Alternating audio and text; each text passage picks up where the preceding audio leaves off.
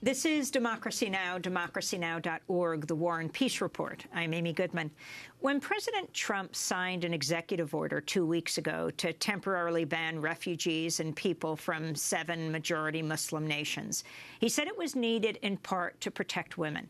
A little noticed part of the executive order reads, quote, "The United States should not admit those who engage in acts of bigotry or hatred, including honor killings and other forms of violence against women," unquote. Some observers have noticed the irony in the executive order. Both the man who signed the order, Donald Trump, and the man who drafted the order, his chief strategist, Steve Bannon, have in the past been accused of committing violence against women. During the presidential campaign, Trump famously boasted about sexually assaulting women and grabbing them, quote, by the pussy, unquote, in a leaked video recorded by NBC's Access Hollywood.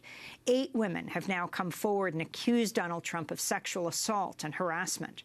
In the 1980s, Trump's ex-wife, Ivana, said during a divorce deposition that Donald had raped her. The author, Harry Hurt, described Trump holding back Ivana's arms, pulling out fistfuls of her hair, then forcing her to have sex. Ivana Trump later softened her language to say she felt violated by what happened. Meanwhile, Steve Bannon was charged with domestic violence and battery in 1996. A Santa Monica, California police report said Bannon grabbed his then-wife, Mary Louise Picard, quote, by the throat and arm, and threatened to leave with the couple's twin daughters. Bannon pleaded not guilty to the charges, which were dropped when Picard did not appear in court. Picard claimed in divorce proceedings that Bannon pressured her not to testify. And Trump and Bannon are not the only accused domestic abusers in the new administration. Trump's pick to be labor secretary, fast food giant CEO Andrew Puzder, was accused of domestic abuse by his ex-wife, who even went on Oprah in disguise to speak about domestic violence. In a 1988 petition, the ex-wife, Lisa Firestein, said Puzder had, quote, assaulted and battered her by striking her violently about the face, chest, back, shoulders, and neck without provocation or cause, unquote, and that as a consequence, she suffered severe and permanent injuries. Puzder's ex-wife later withdrew the allegations as part of a 1990 child custody agreement. Meanwhile, advocates of domestic abuse victims have expressed alarm over the confirmation of Jeff Sessions as Attorney General. In 2013, he voted against the reauthorization of the Violence Against Women Act, a law which he will now be responsible for enforcing. Tom Price, the new Secretary of Health and Human Services, also voted against the law's reauthorization. There are also reports that the Trump administration may eliminate programs that aim to reduce domestic violence, dating violence, and sexual assault. We're joined now by 2 pioneers who've spent decades fighting domestic abuse. We're joined by Eve Ensler, playwright, author of The Vagina Monologues, and Christine Schuler Deschryver, director of V-Day Congo. We welcome you both to Democracy Now! Well, that was quite a list that I just read. Can you talk about your response to the Trump administration?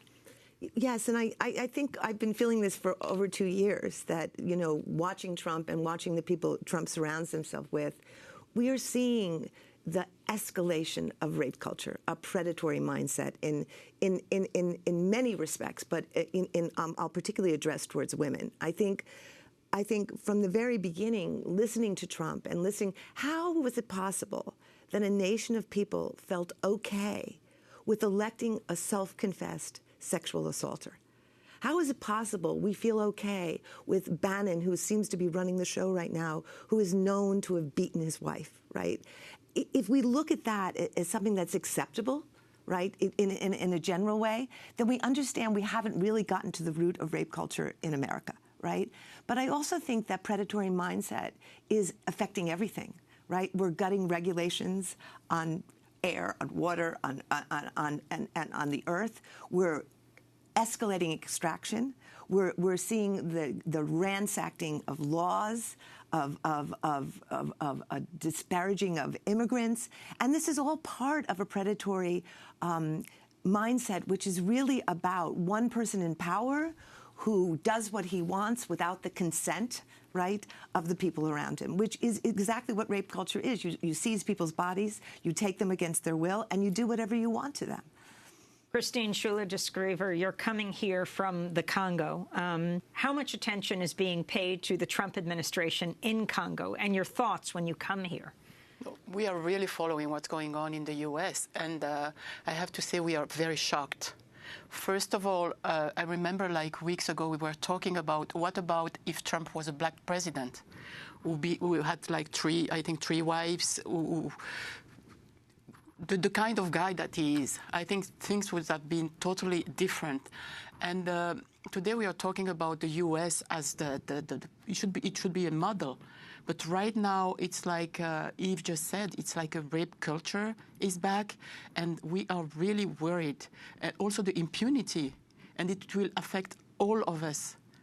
I think this has to change. And when we were talking, we felt like we also have to march in Congo to stop all this. It's interesting you talking about impunity. The women who've come forward and said that Donald Trump sexually assaulted them, Trump's response, saying they weren't telling the truth, was as soon as the election was over, he would sue them. We haven't heard anything about these suits. Well, it's the tactic of the perpetrator, right? Like you always make you're the victim. Right? You take it, you reverse it. It's a mind game, right? You'll sue the people you've already attacked. It's sort of like But of bombing. course he hasn't, because that would mean discovery and information. But it's kind of a mindset too. It's like we bomb Iraqis and we destroy people in the countries around the world, and then we refuse to give them admission and safety. So it's this double thing, right? Not only are you destroying people's lives, but then you're refusing them safety and refuge after you've destroyed them. And that's the same thing as like after I rape you or after I harass you, I sue you, right? That way it takes all the attention off the act that I've done, or even the threat of that, you know?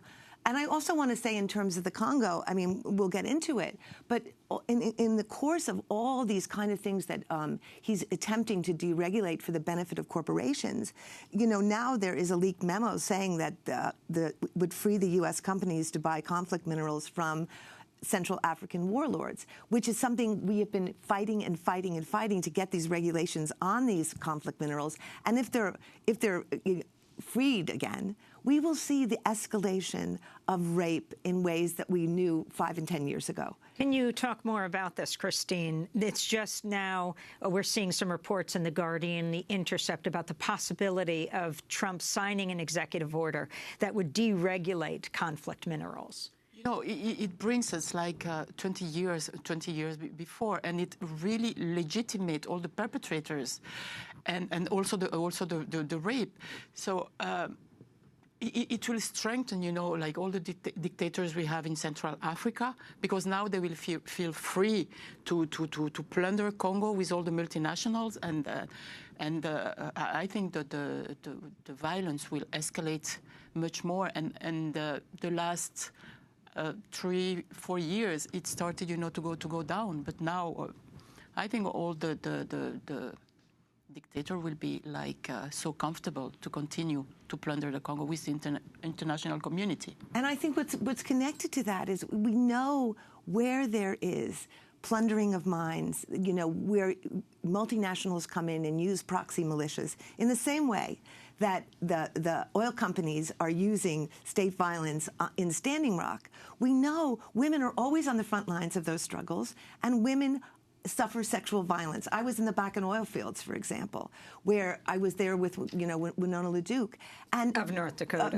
Where the fracked oil will come from that goes through the pipeline if it's ever completed. And the man camps that were set up there, the rate of sexual violence that had escalated there was mind-blowing. Well, this is the same situation in the Congo. Once these corporations make deals with warlords, right?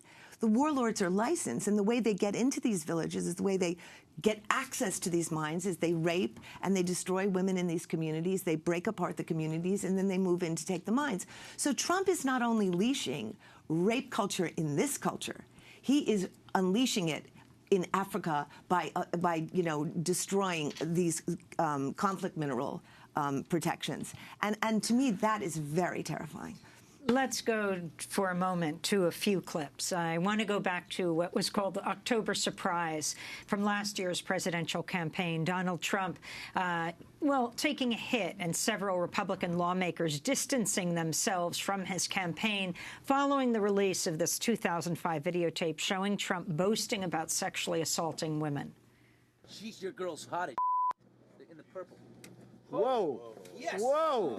Yes, the Donald has scored. Whoa. Oh, my man. Wait, you got to look at me when you get out. You're like, Sets this up. That is very will you give me the thumbs Look up? at you. You are a You got to put the thumbs up. You got to get the thumbs up. Can't be too happy. else off first? Yeah, let me. It's very You funny. got to give me the thumbs up. You and I will walk down. Oh, my God. Maybe it's a different one. Better not be the publicist. No, it's her. Yeah, that's it, with the gold. I better use some Tic Tacs just in case I start kissing her. You know, I'm automatically attracted to beautiful. I just start kissing them. It's like a magnet. You just kiss. I don't even wait. And when you're a star, they let you do it. You can do anything. Whatever you want. Grab them by the pussy. You can do anything. See those legs. All I can see is the legs. No, it looks good. Come on, shorty. Oh, nice legs, huh? Oof, get out of the way, honey. That's good legs. Go ahead. It's always good if you don't fall out of the bus. Like Ford, Gerald Ford, remember? There's a little down below. Pull the hand.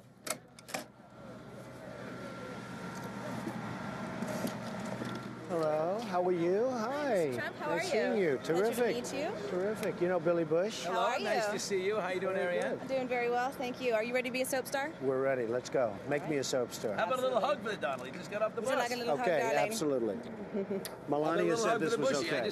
So those are the words of the now president of the United States, Donald Trump. The only one who went down over that whole episode, Washington Post releasing the videotape, was Billy Bush, the person who was with him at that time from Entertainment Television. Eve. Well, to me, it was so alarming to me, having worked all these years to get an idea of what rape is and what sexual assault is and what it means for women to have agency over their own bodies, and to see not only a president who arrogantly just grabbed women and felt he had access to women, but also to see Republicans and to see so many people around him normalize that so quickly. I mean, that story was in the news for maybe 2 weeks before it was normalized, before it was accepted. Okay, that's just what men do, right? And even the talk of, this is locker room talk. Remember that whole period. Whose locker room? Like, which locker room are you in? Like, I know a lot of men who don't talk that way in locker rooms, but the locker rooms you're in, they're having this kind of... And it's interesting. I saw a poster. Actually, it was a waitress who carries a towel with her that she wrote on so that she can protest anywhere she wants to. She balls it up and puts it in her bag, and it says, "The world is not your locker room." Yes, yes. And I think if we look at... Okay, let's take the Women's March, which was an unbelievable outpouring of women demanding, speaking up for, and cherishing and knowing what their rights are. What did he do a day later? He destroyed reproductive rights and the support of NGOs who were even offering a discussion about abortion around the world. That was his cynical, violent response to 5 million women and men rising around the world. And that is rape culture. That in itself was an act of rape. It was like, really? You think you're going to have power? You think you're going to stay? Watch what I'm going to do the next day. I feel like so many of these executive, whatever we're calling them, orders, as you said, tweets, moments of dementia, are all these kind of violent acts that are saying, in no uncertain terms, I do what I want, regardless of your needs, regardless of what you want in your body, in your life, and I'm going to continue to do that in any way I want. And Christine, what does this mean in the Congo when we're talking about issues of rape? For me, I want to compare it, like, for example, when you talk, it's like they have access to women, as a thing, the way they have access to the earth, to the land. And maybe we also followed in Congo, all the grassroots women who march for the Standing Rock. And I think it's exactly the same in Congo. because the way they rape women, that's the way they rape the earth. Also in Dakota, when we see all the pipelines, you know, like raping the land, and we cannot dissociate that. That's also one of the reasons I think all the grassroots women from all over the world, they have to be leaders. And also to protect Mother Nature, because we cannot dissociate both of them. At City of Joy, for example, we explain what City of Joy is. City of Joy, it's a place where we receive 90 young women to heal their bodies and minds, and we train them to be the leaders. They've all been raped? Most of them, yes, but they have survivors of gender violence. But most of them, I have to say, they were raped by militias, by the police, by the domestic rape, and they're all survivors of atrocities. And they stay there. It's in Bukavu, in eastern of Democratic Republic of Congo, and they stay there for 6 months. So the program is transform their pain to power, and after some of them they go, because we also have a farm, to transform pain to planting. So they work at the farm. So we also, we live with Mother Nature, and we give back to Mother Nature. For example, they learn how to make compost, and I think City of Joy has to be an example for the whole world, because right now I think the women, like the grassroots women, are the one who paid the most for everything that happened. Look at Dakota, look in Congo, everywhere. I want to turn now back to the United States, to the comments of these chief advisors and officials in the Trump administration. We just heard Donald Trump himself talking about grabbing women. I want to turn now to remarks by Donald Trump's chief strategist, Stephen Bannon, that surfaced from a 2001 interview in which Bannon called progressive women, quote, a bunch of dykes. In fact, the women that would lead this country would be feminine, they would be pro-family, they would have husbands, they would love their children. They wouldn't be a bunch of dykes that came from the seven sisters schools up in New England. Eve Ensler, that was Steve Bannon. Well, it doesn't surprise me at all. I think this entire group, this cabal, this regime, whatever we're calling them, are men who are terrified of women on every level, particularly powerful women. We only have to look at the censoring of Elizabeth Warren to understand that. They are terrified of black people. They are terrified of immigrants. They are terrified of indigenous people. They are terrified of anybody who is essentially a white man, or a white man billionaire, or a white man corporate. And I think one of the things we have to keep remembering is that we were moving forward. We were moving forward. Women were having breakthroughs. We certainly hadn't gotten all the way there. We are still living in an incredible racist patriarchy, but we were making progress. And I think in many ways, this is the last major gasp of the patriarchal dragon, right? But we know last gasp can be deadly, right? I think this is going to be, we're going to now wipe out every rule, every move forward, every progressive idea that's occurred. But it's not going to happen, because you know what? Women's vaginas are out of the bottle, and they're not going back in. Women are not going to stand for having rights being taken away. African Americans are not going to stand for it. Immigrants are not going to stand for it. We're too far out to go back in. So now what we've got to do is go much further than we've ever gone before.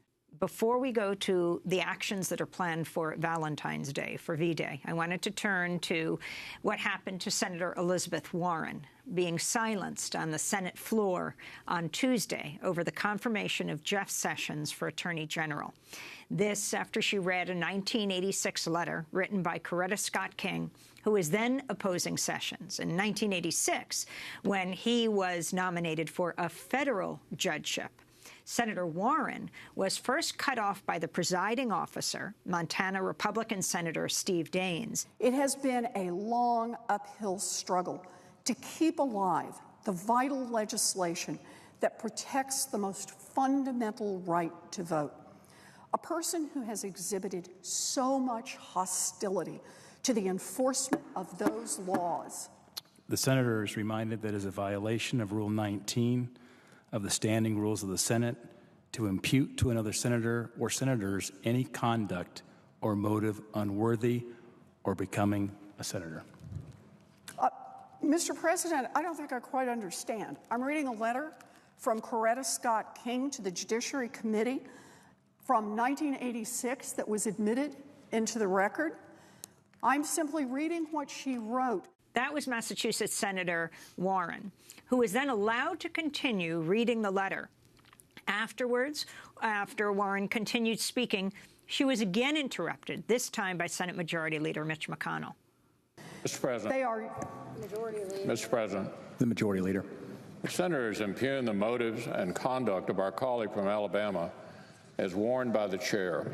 Senator Warren, quote, said Senator Sessions has used the awesome power of his office to chill the free exercise of the vote by black citizens.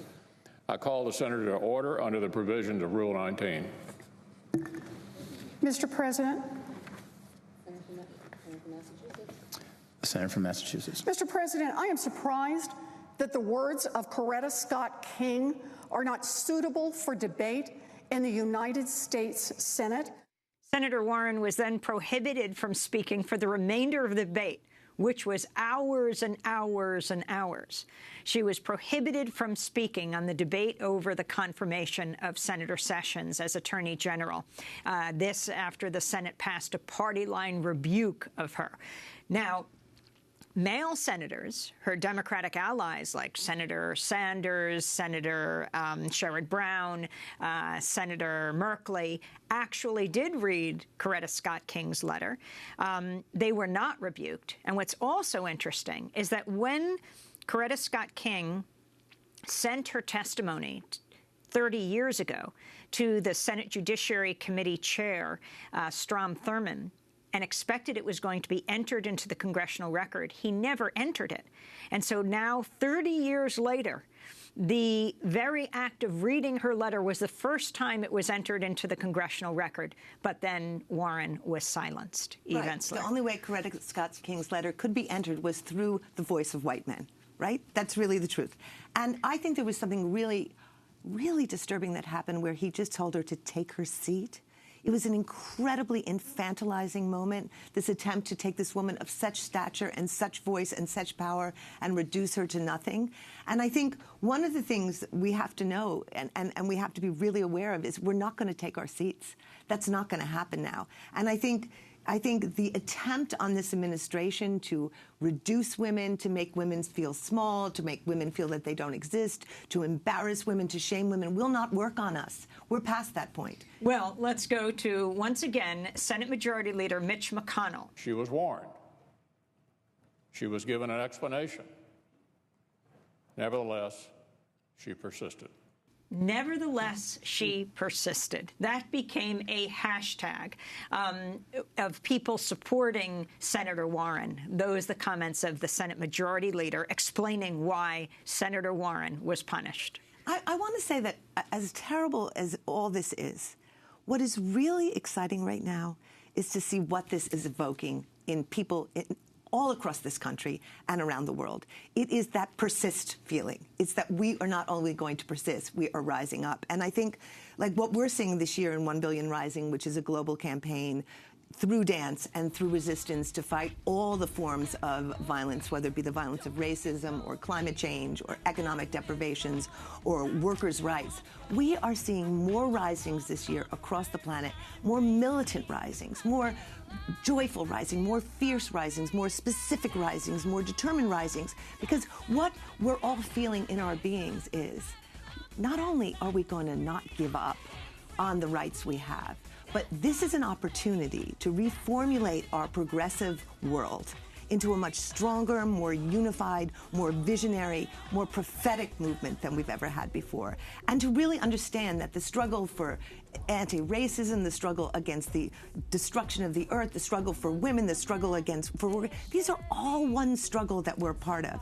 And I am very encouraged in the little towns and places all across America to see people in Texas standing up for Muslims, to see artists doing beautiful posters, and there's more creativity, more outpouring that's going on right now. And I just want to finish by saying I think the resistance is the creation. As we are resisting, we are beginning to not only mobilize ourselves into a unified, but we are actually creating the vision of the world we want. Let's go to a clip of 1 billion rising. Along the way, what happened was that there was this whole issue of the whole world coming in unison. In unison, everywhere you touch, you either check the internet, you read the papers, call the countries, you hear everybody talking about 1 billion rising against violence against women, 1 billion rising for justice, and so many other issues that relate to violence against women. That is sort of magical. The energy was so extraordinary that the whole world was rising, and it actually forced those who were giving deaf ears or those who were taking for granted some of the issues affecting women to recognize the fact that on the whole world is now speaking, and we have to listen. I think one of the most profound things we've seen